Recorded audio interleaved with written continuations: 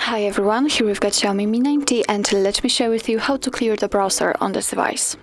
So firstly, you have to actually open the browser, and in my case it will be Google Chrome, so simply tap on it.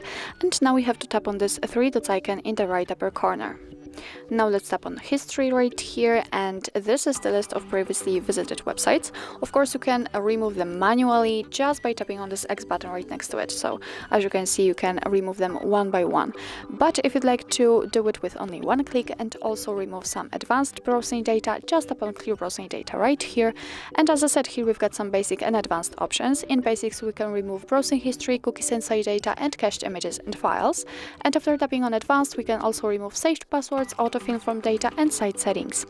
Of course, if you'd like to remove it, just make sure that they will be marked. So let me mark all of them, and we can change the time range from last hour to, for example, last 7 days. So if you're ready, just tap on clear data here. And we just got back to the history, which is right now empty, so which means that we successfully removed all the browsing data. So actually that's all. This is how to clear the browser in your Xiaomi Mi 9T. Thank you so much for watching. I hope that this video was helpful, and if it was, please hit the subscribe button and leave the thumbs up.